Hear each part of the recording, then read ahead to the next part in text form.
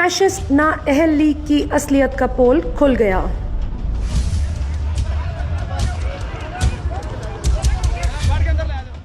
1997 میں توہین عدالت کی کارروائی رکوانے کے لیے سپریم کورٹ پر حملے کرنے والے غنڈے۔ تاریخ کے آئینے میں ذرا 1997 میں بھی جھانکا جائے۔ چیف جسٹس سید سجاد علی شاہ تھے، مگر سپریم کورٹ کی عمارت یہی تھی۔ اس وقت کے وزیر اعظم نواز شریف عدالت میں پیش ہوئے تو پھر سپریم کورٹ کی تاریخ ہی بدل گئی۔ اس پر مسلم لیگ کے متوالوں کا راج تھا۔ آج 20 سال بعد بھی نہیں بدلے۔ کورٹ والوں کا قانون سے کھلواڑ، لیگی لائرز فورم نے عدالت کا تقدس پامال کر دیا۔ بدنظمی اور ہلڑ بازی کے باعث معزز جج اٹھ کر چلے گئے۔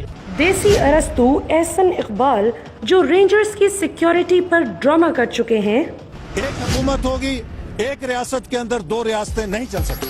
مجھے کیوں روکا؟ کٹ پتلی وزیر داخلہ نہیں رہ سکتا۔ رینجرز نے نواز شریف کے ساتھ کمرہ عدالت میں داخلے سے روکنے پر وزیر داخلہ نے استعفے کی دھمکی دے دی۔ اب ان کے اس ڈرامے کا مقصد کھل کر سامنے آ گیا جب آج نون لیگ کے غنڈوں نے عدالت پر چڑھائی کر کے ٹھگ خاندان پر فرد جرم عائد نہ ہونے دی، جبکہ پولیس خاموش تماشائی بنی رہی۔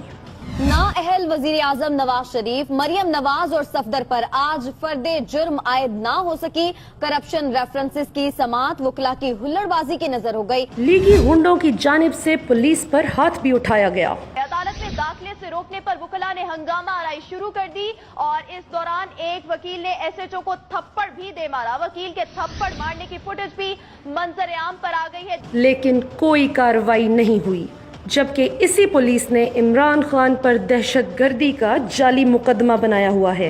میں تحریک انصاف کے رہنما عمران خان اور عوامی تحریک سربراہ طاہر القادری کے ناقابل ضمانت وارنٹ گرفتاری جاری کر دیے ہیں۔